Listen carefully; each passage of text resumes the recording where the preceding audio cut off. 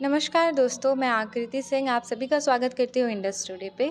आज महिला दिवस के अवसर पर हम लोग आए थे हरदा, जहाँ पे कार्यक्रम हो रहा था नर्मदा सेवा समिति नर्मदापुरम के द्वारा कवि सम्मेलन। तो आइए कुछ कवित्रियों से बात करते हैं। मैम, हमारे दर्शक आपका नाम जानना चाहेंगे? मैं डॉक्टर किरण पांचाल माँ अहिल्या की नगरी इंदौर से आई हूँ और आज हम लोग महिला दिवस के उपलक्ष्य पे यहाँ कवित्री समागम हुआ है।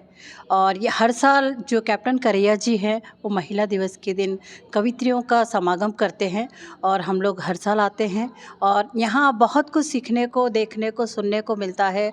और सबसे बड़ी बात तो ये है कि हमें यहाँ जो घरों में छुपी प्रतिभाएं हैं वो सब सामने आने आती हैं। और जो प्रतिभा घर में दबकर रह जाती है या जिन्हें मंच नहीं मिलते, जिन्हें अवसर नहीं मिलता है, उन सब से मिलने को, देखने को और नई प्रतिभा हमारे सामने आती है, जिसका जो आयोजन है वो कैप्टन करैया जी हर साल करते हैं। और हम भी यहाँ आकर हमें भी बहुत अच्छा लगता है, अपनी बहनों से मिलने का मौका मिलता है और हम इस दिन का बहुत बेसब्री से इंतज़ार करते हैं कि महिला उत्सव जो है वो हमारे लिए मनाया जा रहा है। वैसे तो महिलाओं के लिए पूरे 365 दिन विशेष होते हैं, लेकिन यहाँ आते हैं तो हमें अपने आप पर बहुत गर्व होता है और ये जो दिन है ख़ास, ये और भी बहुत ख़ास हो जाता है। और यहाँ पर हमें सबसे मिलने का मौका मिलता है, साथ में रहते हैं, एक दूसरे को पहचानते हैं, अपनी भीतर के जो भाव है उन भावों को पंक्तियों और कविताओं के माध्यम से हम मंच से संदेश देते हैं। और हमें जो महिला होने का गर्व है, हम उसे एक प्रकार से बता पाते हैं कि हम महिला होकर बहुत गौरवान्वित हैं और मुझे महिला होने पर बहुत गर्व है। और आज के दिन मैं सभी महिलाओं को महिला दिवस की बहुत बहुत शुभकामनाएं देना चाहूँगी और मैं चाहूँगी कि हर साल ऐसे ही आयोजन होते रहें, हम इसका आनंद लें और अपने आप पर गर्व करें। धन्यवाद। मैं डॉक्टर किरण पांचाल। धन्यवाद। मैम, हमारे दर्शक आपका भी नाम जानना चाहेंगे? मैं मंजू कटारे ओरछा से, ललितपुर से आई हूँ। ओरछा धाम है वहाँ, तो राजा राम की नगरी से आई हूँ। और आज नर्मदा आह्वान सेवा समिति की तरफ से ये जो अंतर्राष्ट्रीय महिला दिवस का आयोजन किया गया था, इस पे कवि समागम रखा गया था, तो इसी के लिए मैं यहाँ अपनी उपस्थिति दर्ज कराने आई थी। और मैं यही कहना चाहूँगी सभी से कि नारी शक्ति है, पर हम पहचानते नहीं हैं कि हमारे अंदर शक्ति है। तो इसी के लिए मैं 4 पंक्तियाँ बोलना चाहूँगी कि तुम बस हाथ पकड़ लो मेरा, हर मुश्किल आसा कर दूं। तुम बस हाथ पकड़ लो मेरा, हर मुश्किल आसा कर दूं। मैं जो जिद पर आ जाऊं तो जुगनू को, मैं जिद पर आ जाऊं तो जुगनू को दिनमान में कर दूं। तुम बस हाथ पकड़ लो मेरा, हर मुश्किल आसा कर दूं। मैं जो जिद पर आ जाऊं तो जुगनू को दिनमान करूं। और नारी को कमज़ोर समझना बड़ी भूल है लोगों की, नारी को कमज़ोर समझना बड़ी भूल है लोगों की। मैं अपनी पर आ जाऊँ तो पत्थर को भगवान करूँ, मैं अपनी पर आ जाऊँ तो पत्थर को भगवान करूँ। इन्हीं शब्दों के साथ नर्मदा आह्वान सेवा समिति के लिए हृदय से बहुत बहुत आभार करती हूँ। और अंतर्राष्ट्रीय महिला दिवस पे मातृशक्ति सभी को प्रणाम और सभी को हार्दिक पूरे देश को हार्दिक शुभकामनाएं। धन्यवाद। धन्यवाद। आज का ये कार्यक्रम जो हुआ उसमें आपको प्रस्तुति देकर आपको कैसा लगा?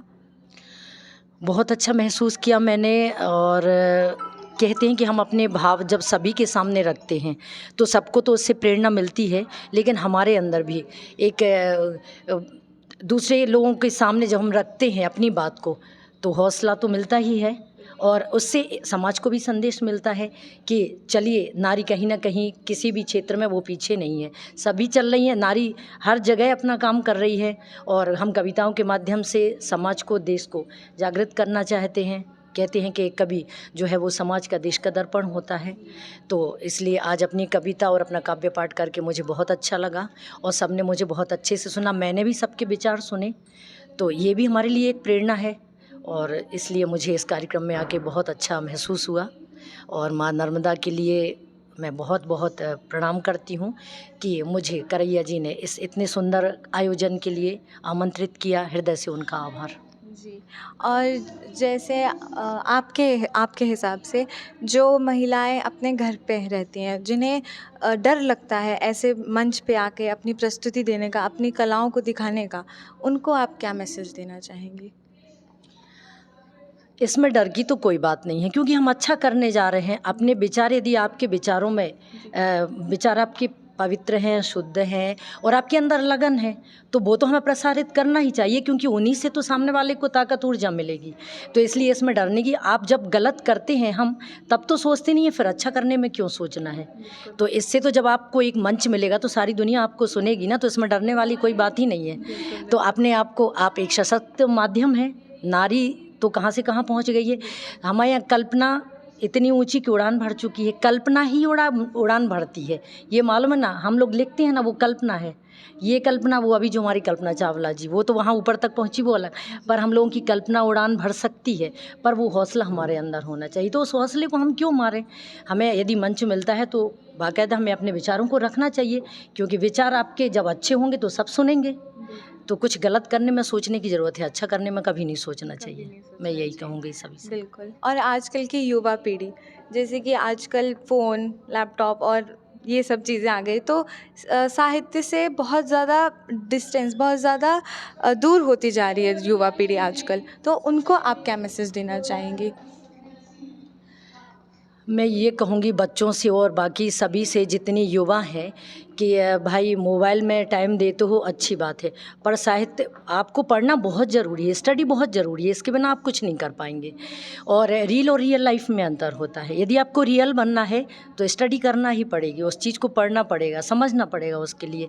मात्र 2 मिनट की उससे आप कुछ नहीं कर पाएंगे। तो इसके लिए संघर्ष और मेहनत की बहुत ज़रूरत है। आप मोबाइल चलाने से कुछ होने वाला नहीं है। आप मोबाइल में मतलब ज्ञान ले सकते हैं उससे, पर ज्ञान के उसके बाद जब आपको कुछ और आगे करना है तो अध्ययन करना ही होगा। 2 मिनट के मोबाइल चलाने से आपको कुछ नहीं होने वाला। और मैं तो यही कहूँगी कि मोबाइल में इतना समय आप लोग प्लीज़ मत दें, क्योंकि मोबाइल आपको आपका समय लेके, आप ये देखिए कि मैं मोबाइल में समय दे रहा हूँ तो उससे मुझे मिल क्या रहा है। और साहित्य के लिए तो आपको अध्ययन करना ही पड़ेगा, मोबाइल से कुछ होने वाला नहीं है ना। तो मैं बच्चों से, युवाओं से, सभी से यही कहूँगी कि मोबाइल में अपना समय उतना ही दीजिए, पर उसके साथ अध्ययन भी करिए, क्योंकि हम लोगों के टाइम में तो मोबाइल था ही नहीं, तब हम लोग ये कर पाए हैं, है ना। तो मोबाइल ऐसा नहीं है कि मोबाइल से ही आप सब कुछ कर सकते हैं, उसके लिए एक प्रॉपर उसको भी एक समय दीजिए और अपने अध्ययन के लिए भी एक समय दीजिए। आजकल की युवा पीढ़ी को और महिलाओं को, आजकल की जो लोग डरते हैं, जिन लोग को बंधन है, जिन लोग को अलाउ नहीं करा जाता है, उनके लिए आप क्या संदेश देना चाहती हैं? सबसे पहले तो मैं ये कहना चाहूँगी कि हर व्यक्ति में प्रतिभा होती है, हर बच्चे में, हर महिला में, सभी व्यक्तियों में प्रतिभा होती है। तो अपनी प्रतिभा को पहचानें, अपना जो उद्देश्य है उसे ऐसा रखें कि सभी को संदेश मिले और हमारा जीवन जो है वो सार्थक हो। जब हम अच्छा कार्य करते हैं तो हमें कुछ सोचने की ज़रूरत नहीं होती, और जो अच्छा कार्य होता है वो अपने आप में अपनी पहचान होता है। तो मैं जो महिलाएं हैं और युवतियां जो हैं, आज खासकर मैं नई जनरेशन को भी कहना चाहूँगी, सभी तो नहीं है, बहुत अच्छी भी है, प्रतिभा भी है, और कुछ लोग अपनी प्रतिभा को पहचान कर रील बना रही है। लेकिन हमारे यहाँ एक बहुत विचार करने योग्य एक पॉइंट है कि फेसबुक पे हम जो देखते हैं कुछ ऐसा गलत देखते हैं। कुछ महिलाएं भी, मैं ये नहीं कह रही हूँ कि लड़कियां या युवतियां भी ऐसा करती है, महिलाएं भी इसमें पीछे नहीं है। तो रील बनाने के लिए, और जो आप अपने आप को ये साबित करना चाहती है कि हम कुछ कर सकते हैं, तो वो आप ऐसी रील बनाती है जो महिलाओं के नाम पर बहुत भद्दा दाग है। एक प्रकार से वो अपनी महिला की खुद की गरिमा को ही कलंकित करती है। तो ऐसी महिलाओं को मैं संदेश देना चाहूँगी कि आपके भीतर जो प्रतिभा है उसे आप देखिए, आप जो कर सकती हैं, आप जो कला के माध्यम से कर सकती है, भाषा, शिक्षा या अन्य किसी भी प्रकार की प्रतिभा के माध्यम से कर सकती है, वो अपनी सच्ची प्रतिभा को पहचाने और अपना नाम बनाने के लिए उस प्रतिभा को आप एक प्रकार से रास्ते के रूप में लें और उसे अपनी मंजिल बनाएं। सही तरीके से आप उसे देख सकते हैं कि हमारे भीतर क्या प्रतिभा है। और कभी नई पीढ़ी को भी मैं ये कहना चाहूँगी कि किसी भी ऐसी चीज़ से प्रभावित होकर कि हमें बहुत जल्दी फेमस होना है, बहुत जल्दी नाम कमाना है, तो नाम कमाने के लिए कृपा करके वो ऐसा कुछ ना करे कि उनके परिवार को, उनके घर आसपास के लोग उन पर उंगलियां उठाएं। तो मेरा यही कहना चाहूँगी और यही संदेश है कि प्रतिभा के दम पर यदि आप अपना नाम बनाते हैं तो वो आपको सम्मान दिलाएगा, आपके घर परिवार को सम्मान दिलाएगा, और वो हमेशा हमेशा बना रहेगा। धन्यवाद। धन्यवाद।